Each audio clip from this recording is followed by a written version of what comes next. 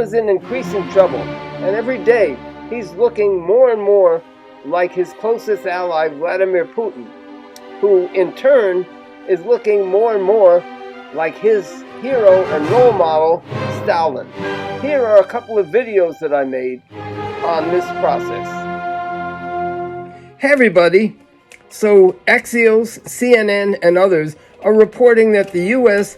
and Iran have reached a tentative peace deal, but Trump is now saying that he wants a few days to think about it. That is completely outside the norms of bourgeois diplomacy. Under normal diplomacy, the heads of state will assign negotiators who then are authorized within certain boundaries to reach an agreement. But in this case, along the way, they will repeatedly consult with their boss, the head of state, as far as how the negotiations are going. But in this case, the negotiators that Trump has chosen, who are two greedy amateurs, Kushner and Witkoff, and one complete sycophant, the Secretary of State Rubio, have reached a deal. They must have consulted with Trump along the way. So the meaning of what Trump is saying, that he wants to think about it, the meaning is this, that Trump, having no overall guiding political philosophy, has only one guiding light, and that is what will serve his personal interests best. And in this case, this deal, as we will see when we look at the terms of it, the deal will mean one of two. He's left with one of two bad alternatives. Either to continue the war, which means continue high gas prices, which will weaken his own position and weaken the position of his cult followers in the upcoming November elections, or agree to a deal that basically leaves Iran in an even better position than it was when Trump started out this war, and will make Trump look weak, and people will say, well, what did he start it in the first place for? That's what, if you look at the terms of the deal, Trump said that he was going to make Iran cry uncle, but in fact just the exact opposite is happening. Iran must be laughing up its sleeve at Trump. But they also were saying that they want their supreme leader is saying that he wants a few days to think about it, which only means that they don't want to seem too eager. Iran is at a tremendous advantage over the United States in this because they have a government and a leadership that is guided by how they see the best interests of Iran. Of course, the best interest of their government or their nation, their capitalist nation, and the best interest of the masses of the people of Iran are two completely different things. But since when has the best interest of any capitalist regime accorded with the best interest of the masses of the people, in particular the working class? That part is irrelevant. On the other hand, the United States is led by a president whose sole consideration is what serves his interests personally. For more on this, including a more in-depth analysis of what this deal amounts to, see our article on Iran makes Trump cry uncle on our blog site, oaklandsocialist.com. This is John Ryman signing off. Here is my video from June 26th.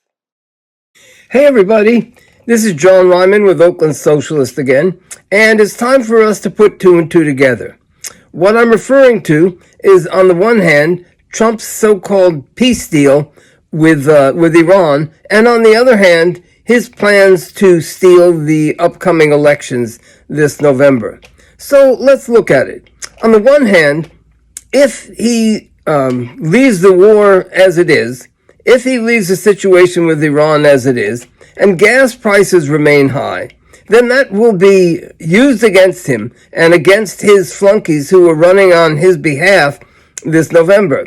And they are liable to lose these elections, possibly bigly, as our favorite butcher of the English language would put it. On the other hand, his peace deal has been widely criticized by all sectors of U.S. politics because it would basically leave Iran back where it was before the war. In fact, Iran would be in an even stronger position. So people will say, well, what the hell did we go to war in the first place for?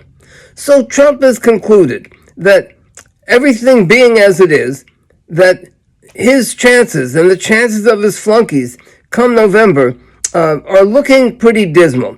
And therefore, he feels that he's got to start putting in place now his plans to steal the elections. So part of it is through this so-called SAVE Act, which would rigidly restrict the ability to register to vote. And according to most estimates, that would leave over 21 million Americans unable to register to vote. So Trump is, but that act cannot pass without 60 votes in the Senate, which at this time they don't have 60 votes and will not get 60 votes. So what he's planning to do instead, he wants to push his flunkies in the Senate to overturn the 60 vote majority rule, which would enable them to cut off debate with a simple majority. Meanwhile, Trump has continued his attacks on mail-in voting, and most recently, he got the post office to agree, or the postmaster general to agree, that they would not mail out ballots to in those states which have not turned over all the voting rolls to Trump's Department of Injustice.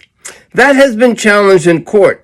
And most recently, the judge, a district court judge in Boston, Judge Indira Talwani, ruled against Trump. However, in Boston, in Washington, D.C., District Judge Carl Nichols voted for Trump. So both of these rulings will almost certainly be appealed all the way up to the Supreme Court.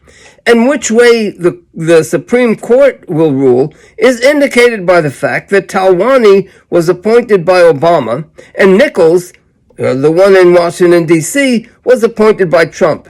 And so therefore, one way or another, the Trump flunkies on the Supreme Court, all 6 of them, will find some way to get a majority to enable Trump to some degree or another to steal or help him to try to steal the upcoming November elections.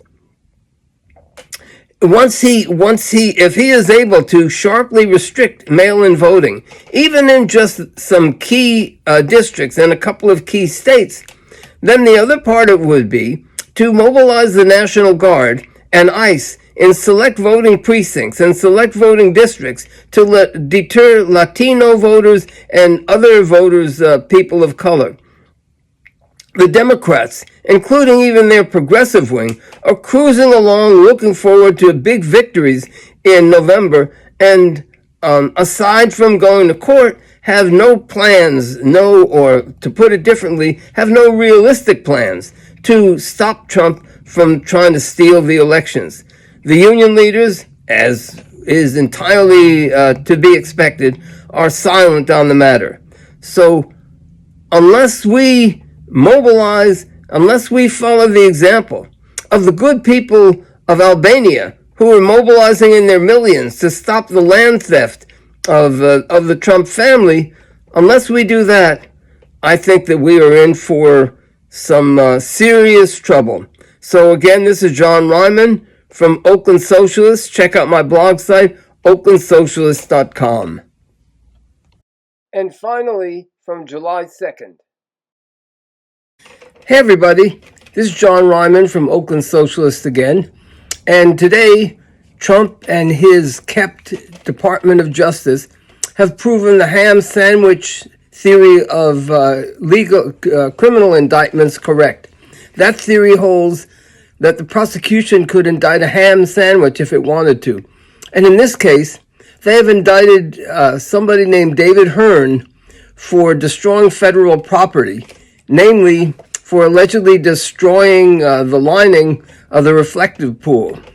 Trump has gotten this indictment in order to distract from the fact that it was the poor work of the contractor that he hired, who was one of his political buddies, that it was the poor work that was responsible for that destruction.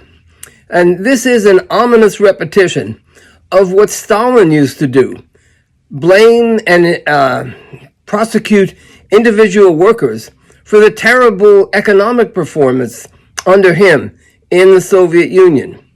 Trump is doing this also to distract from the hundreds of millions, in fact billions of dollars, that he has in effect stolen from the American people, including from our government, and how he has enriched himself over since he has become president. This indictment goes hand in hand with extreme rhetoric that is now coming out of the Republican Party. Trump has likened the Democrats to communists and said that if they win, they're going to impose a communist dictatorship. Trump's Republican candidate for New York State governor, Bruce Blakeman, has likened the Democrats, his Democratic rival for governor, to Nazi prison guards. And they are working themselves into hysteria in order to get themselves and their supporters worked up for to be able to steal the elections come this November. Meanwhile, the U.S. Supreme Court has gone further down the road into the Trump camp. They ruled recently on the so-called birthright citizenship case.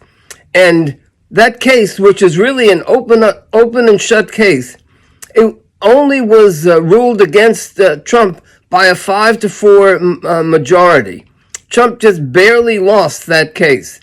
Another decision, the majority ruled that Trump can fire any head of any government federal agency because this was as a result of their adopting the unitary president theory. That theory holds that every single wing of the executive branch of the federal government is under the personal control of the president. All of this is leading up to the November elections and indicate their intent to steal the election by any means necessary. And the Supreme Court will go along with that. Meanwhile, the Democrats are proceeding as if all is normal. And even the so-called radical wing of the Democrats, the so-called socialist wing, the DSA, is doing the same. Here, for example, is the election flyer of a guy named Nate Adams. He's a DSA member who's running for city council in my district. And it is more of the same. There's no indication that he intends to, or he is not using this election campaign to mobilize a movement from the base to fight against the Trump dictatorship, which is increasing and centralizing its power by leaps and bounds. We are facing the greatest danger that Americans, and in fact the world, therefore, has faced since the U.S. Civil War. And if we don't start organizing, if the unions don't start organizing, even DSA, if they don't start organizing, then I fear for our future.